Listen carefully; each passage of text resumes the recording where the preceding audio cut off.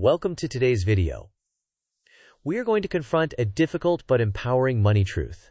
Sometimes your budget is not the problem, your income is. We will walk through why meticulous budgeting can't overcome math, and then pivot into a practical, step-by-step plan to accelerate your finances. Stick around for quizzes to test your understanding and diagrams to visualize your strategy.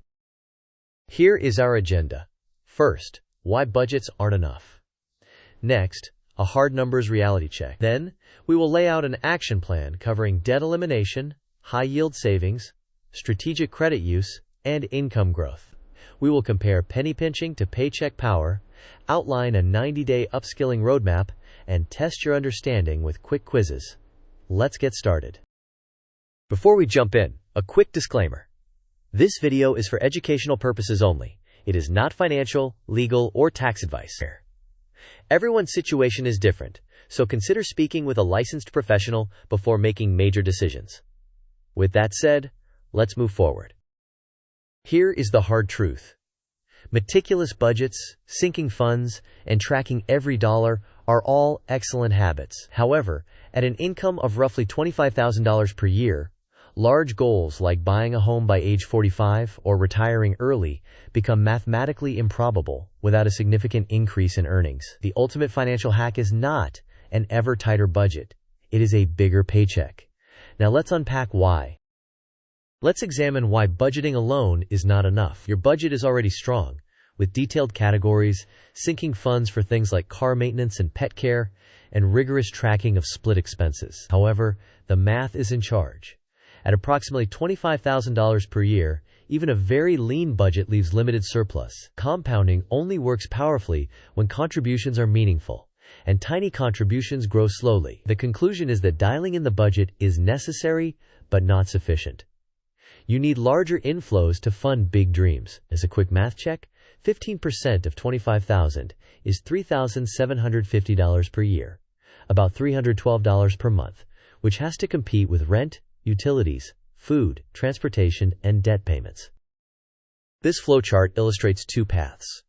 We start with a solid budget and face the constraint of low income. One branch is to cut even more, which leads to diminishing returns because you can only reduce expenses so far. The other branch is to increase income, which produces a larger surplus, allows a higher savings rate, and ultimately enables large goals like home purchase and retirement. Underneath both paths sits the foundation of having an emergency fund and eliminating high-priority debts. This table provides a simplified reality check. At an income of $25,000, saving 10% yields $2,500 per year, taking over 16 years to reach a $40,000 down payment, ignoring investment returns and home price inflation. Pushing the budget to 15% cuts that to around 10 to 11 years. However, increasing income by $10,000 while saving 15% yields $5,250 per year, taking around 7 to 8 years. An increase of $20,000 and saving 20% yields $9,000 per year and could reach the target in around 4 to 5 years. These are simplified figures to illustrate magnitude, not precise forecasts. Here is your 30-day sprint. First, eliminate the nuisance debt by using the discretionary tattoo fund to pay the $931 tax debt in full this month. Second, redirect the freed monthly payment toward retirement to move toward a 15% minimum contribution immediately. Third, optimize cash flow by moving the emergency fund and buffer floats to a high-yield savings account for better interest. Fourth, segment in a single high-yield account using labeled sub-accounts or simple trackers so your house fund and wants are separated but still earn. Fifth, automate by scheduling paycheck splits into retirement, savings, and bills to remove friction. Sixth, freeze small leakages by committing to a 30-day no-spend period for low-value categories while maintaining essentials only. Finally, calendar your bills and align due dates with your pay cycle to avoid fees and interest. Here is how to handle your high-yield savings. Move all idle cash to a high-yield savings account and keep the checking account lean for bill payments. Use sub-accounts or mental accounting to label emergency, buffer, house, and wants so all dollars earn interest. Shop for competitive rates and good transfer speeds. Examples include Discover and Marcus, though providers change and rates vary. As a rule of thumb, Keep roughly 1 month of expenses in high-yield savings and use checking only for transactional needs. Review the annual percentage yield quarterly and switch providers if the spread becomes meaningful.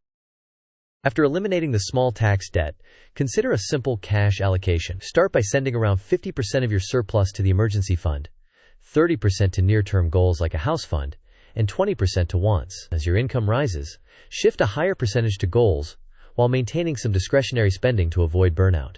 These percentages are starting points and should be adapted to your actual obligations.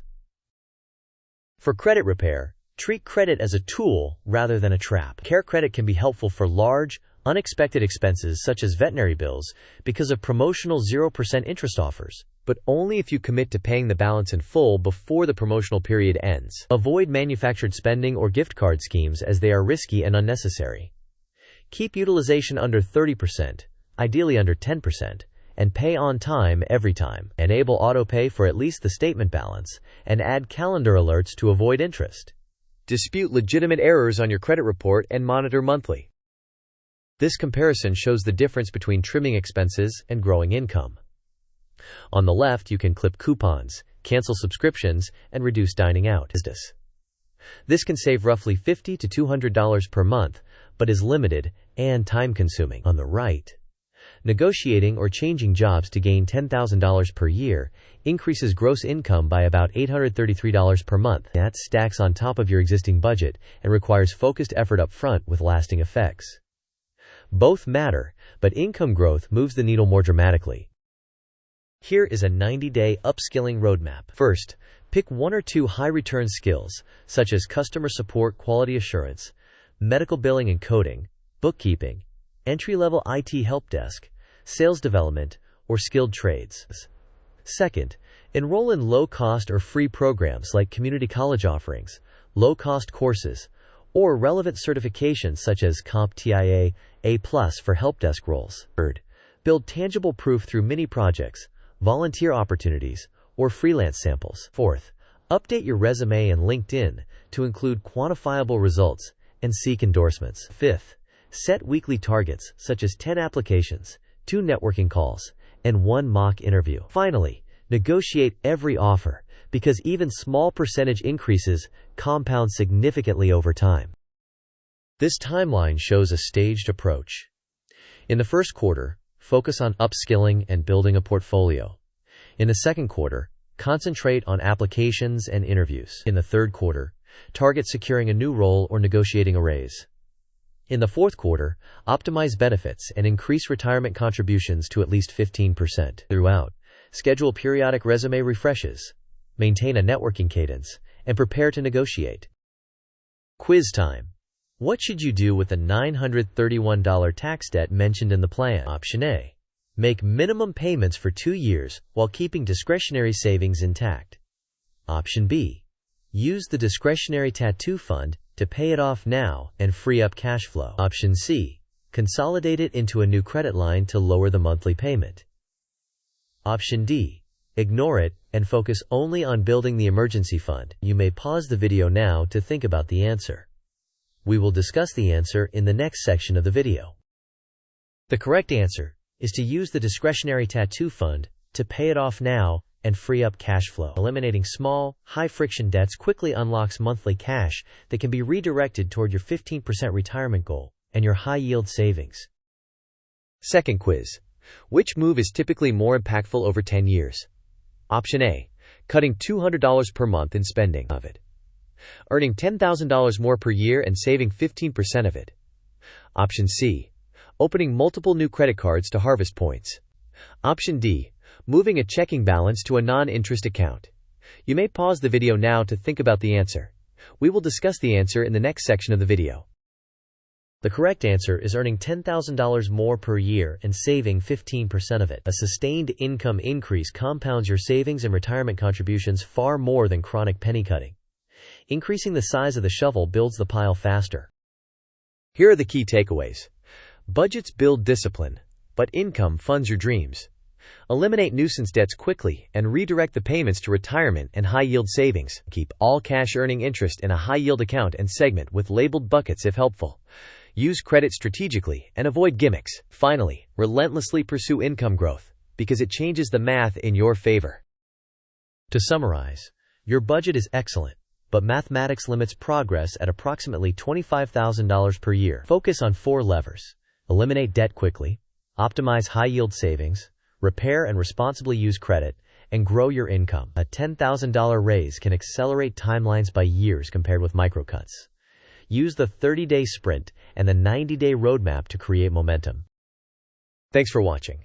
If this helped you, please like the video, share it with a friend who is chasing big goals, and subscribe for more content on building money momentum. In the comments, tell us the one income move you will take this month and the date you will do it. Let's keep each other accountable.